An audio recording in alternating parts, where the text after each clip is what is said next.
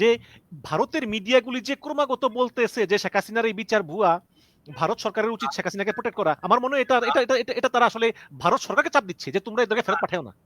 হ্যাঁ, yes, but এটা Indian সব মিডিয়ার পজিশন না। এটা প্রায় কেবলমাত্র কিছু কিছু মিডিয়ার পজিশন বানিয়েছে এই জন্য যে যেহেতু কিছু কিছু সকল হিউম্যান রাইট ব্যবসায়ী যেগুলা, এই যে ইয়ের ব্রিটিশ অ্যামনেস্টি ইন্টারন্যাশনাল, আপনার Human Right Watch, Human Right ওয়াচের ওই মীনাক্ষী ইন্ডিয়ান, ও তো রয়ের কথায় চলে। হাজারবার আমি প্রমাণ দিচ্ছি বাংলাদেশের হিউম্যান রাইট অর্গানাইজেশন আছে, ওরা আমাদের কাছে শুনতে আসে যে মীনাক্ষী এটা বলতেছে, এটা কি সই? আচ্ছা, আপনি মীনাক্ষী কার সাথে কথা যোগাযোগ করে কথা বলে এটা জানেন না? এটা না জেনে কেন মীনাক্ষীর কথা বিশ্বাস করেন? আপনাকে কতবার বলবো আমি যে মীনাক্ষীর কথা বিশ্বাস করবেন না? বারবার তাদেরকে আমি প্রমাণ করেছি এটা রয়ের পজিশন, এমন ও যে ইনফরমেশন দিচ্ছে ইনফরমেশনটা মিথ্যা। এই দুইটা সংগঠন মিলে যে কারণটা করছে, দেখেন বলতেছি কি বলে হাসিনা সাজা দিল কেন, ফাঁসি দিল কেন? ফাঁসি তা খুব অন্যায়, এটাই একটা হিউম্যান রাইট ভায়োলেশন। এটা বলতেছে না যে বিচারটা খারাপ হয়েছে না ভালো হয়েছে। বিচার আর শাস্তি তো আলাদা জিনিস, হতেই পারে আপনার শাস্তিটা পছন্দ হয় না। ডেভিড বার্গম্যান কিছু পয়েন্ট দিয়েছেন, আপনি নিশ্চয়ই পড়েছেন, যে মৃত্যুদণ্ড, তারপরে ওই যে মাকসুদ কামালের সঙ্গে শেখ হাসিনার কথোপকথন নাকি বলছে যে শেখ হাসিনা তো স্পষ্ট বলে নাই যে, শেখ হাসিনা বলছে করা উচিত, বাট শেখ হাসিনা তো স্পষ্ট বলে নাই যে করতে হবে। তারপরে তাড়াহুড়া করে বিচার করা হয়েছে, ডিফেন্স লয়ার কোনো ভালোভাবে কোনো ডিফেন্ডই করে নাই, এরকম বিভিন্ন আর কি যুক্তি আছে। ওই মৃত্যুদণ্ড আছে একটা, এবং শেখ হাসিনা অনুপস্থিত ছিল। কেন হাসিনা উপস্থিত থাকলো না? এই দায়টা কার? যে কারণেই হোক না, যে কারণে হোক কেন বলবো আমি? তার নামে এত বড় একটা সাজা হয়ে যাবে, সে দাঁড়াতে দেখবে দূরে দাঁড়াতে, তার মানে সে জানতো যে এটাতে সে ফাঁসি হবে। আর এই যে ডকুমেন্ট গুলো পড়ে শোনানো হয়েছে, এই সেম ডকুমেন্ট বিবিসি প্রচার করেছে, আল জাজিরা প্রচার করেছে, এবং তারাও মনে করে যে এটা ফরেনসিক ল্যাব অনুযায়ী এটা জেনুইনলি হাসিনার গলা। তা নিয়ে তো কোনো সন্দেহ নেই, সন্দেহ তারা প্রচারই করতো না। তো ওর পক্ষে থেকে, হাসিনার পক্ষ থেকে ডিফেন্ড করবে যে সেই লোকটা কই? হাসিনা এগুলো লোক পাঠাবেন না, আর বসে থেকে বলবে যে এটা আমার অনুপস্থিতি কারো বিচার হলো। আচ্ছা, এবার সেকেন্ড আর্গুমেন্ট যাই, এই কোর্টে অনুপস্থিতি বিচার হয় নাই? আপনাদের লন্ডনের যে ইস্ট লন্ডনের যে ইয়েটা মঈনুদ্দিনের বিচার তো অনুপস্থিত হয় না, এখনো তো সে বাংলাদেশে ওই আইন অনুযায়ী ফাঁসি আসেন। তারপরে আবুল কালাম আজাদ, আবুল কালাম যে পাকিস্তানে চলে গেছে, বঙ্গবন্ধুর খুনি মাজেদ তো উপস্থিত ছিল না, তার বিচার হলো কিভাবে?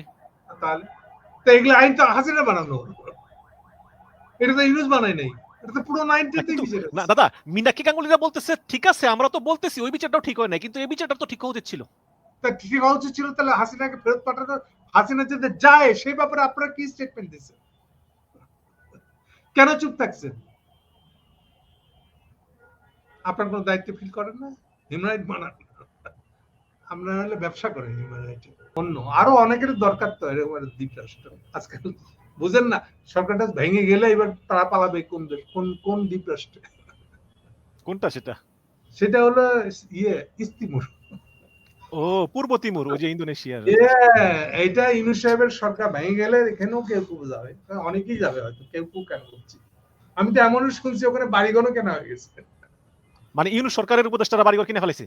কেউ বাড়িঘর কিনেছে, সত্য মিথ্যা জানি না।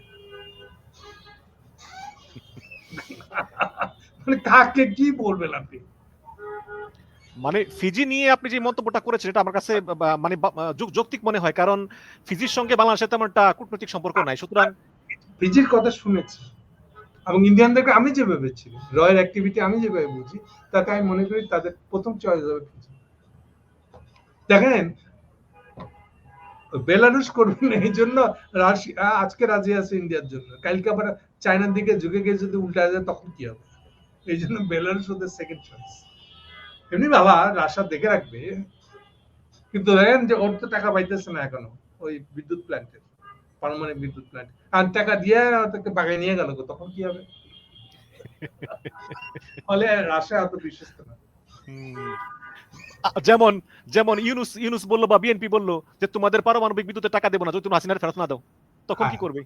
আর এই পারমাণবিক বিদ্যুতের সাথে টিউলিপ এবং তার মার $5 বিলিয়ন এখান থেকে চুরি করছে। $2 এটাও তো একটা কারণ কেন এটা পেমেন্টটা শুরু হচ্ছে না, ইভেন প্রজেক্টটাও চালু হচ্ছে না। বাংলাদেশের বিদ্যুতের ক্রাইসিস, কিন্তু এটার জন্য এখনো পর্যন্ত কোনো পে করা হয় নাই।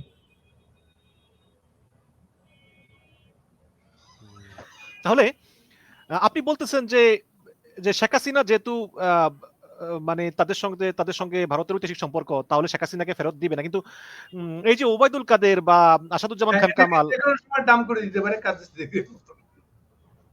কাদের সিদ্দিকী সন্তুল্লাহ আহমদের মতন আমরা থার্ড আর একটা ঘটনা দেখি। যদি গুড ডিল হয় নাকি আলোচনা টেবিলে যদি না, এটা হলো ধরেন মনে করেন এমন একটা প্রো ইন্ডিয়ান গভর্নমেন্ট আসছে তো অনেক কিছু দিতে চায়, ইন্ডিয়া চোখ বন্ধ করে রাজি হয়েছে এখনই নিয়ে যাও, যে ট্রাক পাঠাই দাও আমি রেজি দিচ্ছি, ইন্ডিয়ান বলবে কেন পাহাড়ি থেকে ফেরত দেয়নি, আর এই যে কাদেরিয়া বাহিনীকে ফেরত দেয়নি, ইন্ডিয়া কোনো কাদেরিয়া বাহিনী এখন আসেনি। আমি তো আপনাকে দুইটা রেফারেন্স দিয়ে কথা বলতেছি। আর সোজা কথাটা বুঝেন, এই যে পরশুদিন যে বিবিসি যে রিপোর্টটা ছাপা হয়েছে, ইংলিশ বিবিসিতে, আবার বিবিসি বললে বাংলার বুঝেন না, যেটা ভিডিও আমি কালকে দিছি আমার নিজের ওয়েবসাইটে বাংলাদেশ অ্যাফেয়ার্সে, ওখানে বলেছি আমি যে ইন্ডিয়ানরা তো আশা করতেছে যে তাদেরকে ওই যে হাসিনার ব্যাপারে তারা কি করবে না করবে এটা তো সেকেন্ডারি, কিন্তু ইন্ডিয়ান ইন্টারেস্ট, ইন্ডিয়া আগে $13 বিলিয়ন এক্সপোর্ট করতে পারতো বাংলাদেশের বছরে, 13 বিলিয়ন, এটা এখন শূন্য হয়ে গেছে প্রায়। কত বড় দুঃখ চিন্তা করে, তার পুরো হসপিটাল গুলো হেলথ সেক্টর পুরো ডুবে দিয়ে বসে আছে, এবং এটা শুধু কলকাতা না, সেম পেশেন্ট তো তারা আপ টু ভেলোর পর্যন্ত যাইতো। আবার হায়দ্রাবাদ তো আছে, ওই যে ইয়েকে সেটিকে দেখানোর জন্য ওখানেও যেত। বাংলাদেশের পেশেন্টটা কোথায় যেত মূলত ইন্ডিয়ায়, শুধু তো কলকাতায় না, তবে হোল ইন্ডিয়ার হেলথ সেক্টরটা মার খেতেছে। তারাও ওখানে একটা রিপোর্ট দিয়েছে যে এটা প্রায় 50% বাজেট তারা ফেরত পেয়েছে, গোপনে গোপনে কিন্তু তারা এখন হেলথের ভিসা দিতেছে। তো ইন্ডিয়া এগুলো ফেরত দিতে চাচ্ছে না, আবার এগুলো বাজার গুলো ফেরত চাইতে হবে না তাকে, তার এমনি আমেরিকানরা বাজার ঢোকা নিষেধ করে দিচ্ছে, তো এমনিতে মার খেয়েছে তার ইকোনমি, তো কিছু কভার করতে হবে না। তো বাংলাদেশের মার্কেটে যদি ফেরত পায় তাড়াতাড়ি, এটা ইন্ডিয়ার জন্য ফার্স্ট চয়েস হবে না, তার কোথাকার কোনো বদল কথা তার কি এসেছে, কয় টাকা দিবে, এটা লাভটা কি, তো সোজা হ্যান্ড ওভার করে দিবে। এন্ড প্লাস সে হচ্ছে মুসলমান, সে হিন্দুও না, হিন্দু হলে একটা ব্যবস্থা নিত, তো আছেই, 1 টাকা রাখবো না আমি বলে দিলাম আপনাকে, ভালো ডিল পাওয়ার অপেক্ষা করতেছে ইন্ডিয়ানরা। আমি ইন্ডিয়ান মাইন্ড বোঝার চেষ্টা করেন, মোদি কি করে কাজ করে, চিন্তা করে, কেমন করে সিদ্ধান্ত নেয়, কি করে, ওটা যদি হিসাব করেন তাহলে পুরস্কার আমার কথা একই করবে না। দাদা আপনার কথা সারমর্ম হচ্ছে যে শেখ হাসিনাকে ফেরত নাও দিতে পারে এবং তাকে তৃতীয় কোনো দেশে পাঠিয়ে দিতে হবে, কিন্তু ভালো ডিল পেলে বাকি সবগুলোকে একদম বস্তাবন্দি করে পাঠিয়ে দেবে বাংলাদেশ, একেবারে বস্তাবন্দি করে বাংলাদেশে ছেড়ে ফেলা দিবে। তাইলে হার্টের অসুখ পেশেন্ট কিনে ওটাও বিবেচনা করবে না। তাহলে দাদা আমার একটা জিনিস মনে হয়, আর লন্ডনের এখনকার যে ফাইন্যান্সিয়াল অবস্থা, প্রত্যেকটা অর্গানাইজেশন নিজেকে বেচার জন্য রেডি হয়ে আছে, এবং সে ইহুদি কিনা হচ্ছে, সরি ইহুদি বলছি, মানে সে জায়নিস্ট কিনা কিচ্ছু ম্যাটার করে না, টেকা আসলে আপনি এত বড় একটা ইলেকশন হয়েছে, স্টার মানে ইলেকশনটার পুরো খরচটা দিচ্ছে হলো নেতানিয়াহু।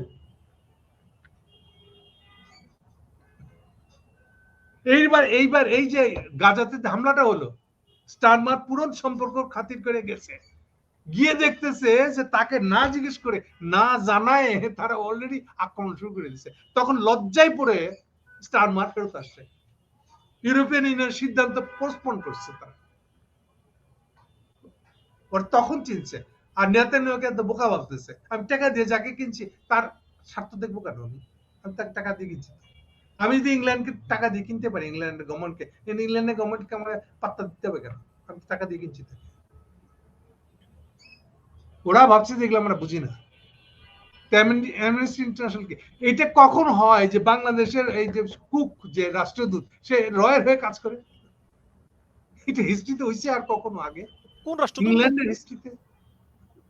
এইবার যে আরো একটা মন্ত্রী পাঠাইছে ইউনূস কাছে জিজ্ঞেস করতে, হাসিনা কি ইলিশ মুক্তি দেওয়া হবে? ইউনূস একটা ব্রান্ডই বলে দিচ্ছে না, প্রশ্নে আসে। আমাদের দলটাকে তৎপরতা নিশ্চিত করে দিচ্ছে। ইউনূস একটু দ্বিধা করে নাই। 2 মাস আগেও যতটুকু দ্বিধা করতো, এবার কি একটু দ্বিধা করে নাই, পরিষ্কার করে বলছে না, প্রশ্নই আসে। তার একটা মন্ত্রী বানাতে হলো কেন স্টার মার্কে? এটা দিয়ে বুঝতে পারেন তার দোষটা কতটুকু। তারা চীনের কাছে গেছে টাকা দিতে। কলোনি মনে তো এমন না যে আপনি পুরার সম্পদ খালি বেচে বেচে খাইবেন, কয়দিন খাবেন, এটা শেষ। এটা এখন চীনের কাছে ভিক্ষার পাত্র নিয়ে গেছে। সে নাকি একসময় তাদের সাম্রাজ্যের সূর্য নাকি কোনোদিন অস্ত যায় না, এগুলো ব্রিটিশ এম্পায়ার। আর সে এখন যাচ্ছে চীনের কাছে লোনের জন্য। তবে দাদা তার নাকি এইবারই শেষ। সামনের দিকে ওই যে কট্টরপন্থী নাইজেল ফরাস নাকি প্রধানমন্ত্রী হয়ে আসতেছে সামনের বার, শোনা যায় হোল ইংল্যান্ডই শেষ, আসলে শেষ। তাহলে আমাদের কি হবে? কলোনিয়ালিজমের শেষ বাতিটা এবার নিবে, শেষ প্রতীক আর কি বলতে পারেন। গ্লোবাল যে কলোনিয়ালিজমটা ছিল 5টা দেশে, তার মধ্যে তো সে আবার বড় ভাই। এবার এটা নিভে যাবে। আরো একটা বলে রাখি, আপনি 28 সালের মধ্যে আবার দেখবেন, আমার কাছে একটা সিম্বলিক শব্দ আছে, গুলিস্তানের কামান। আমি যখন প্রথম ঢাকায় আসি 79 সালে, সত্যি সত্যি আমার বগলে একটা ফাইল থাকতো, বিভিন্ন জায়গায় ভর্তির জন্য ফাইলের কাগজপত্র দিতে হতো। তাহলে মানে কি, আসলে ঢাকায় গুলিস্তানের কামান পাশ দিয়ে বগলে একটা ফাইল, এই যে সিম্বলটা, এটা বিশেষ যে আমি ঢাকায় রাজধানীতে আসছি, আমি আমার নিজের স্বার্থে, নিজের একটা ক্যারিয়ারের সাথে, হয় আপনি চাকরির জন্য আসছেন, আর নাহলে ভর্তি হতে আসছেন। এই জিনিসটা আপনি এবার দেখবেন যে সাদা চামড়ার লোকেরা এইবার বাংলাদেশ, এশিয়ার দেশগুলোতে এই যে কামানের পাশ দিয়ে এরকম ফাইল বগল দেওয়া করে হাঁটতেছে। এটা দেখার জন্য রেডি থাকে। আমার কথা শুনে খারাপ লাগে হয়তো সাদা চামড়ার লোকেদের, কিন্তু এইটা রিয়েলিটি। গত 1 বছরে 2.5 লক্ষ লোক দুবাই চলে গিয়েছে এই দেশ থেকে। এই তো এখন এই যে গ্রাম দেখবেন খালি হয়ে গেছে ইংল্যান্ডে, শুধু ইংল্যান্ড না, হোল ইউরোপে এরকম। দাদা ফিরে আসি শেখ হাসিনার বিচারে।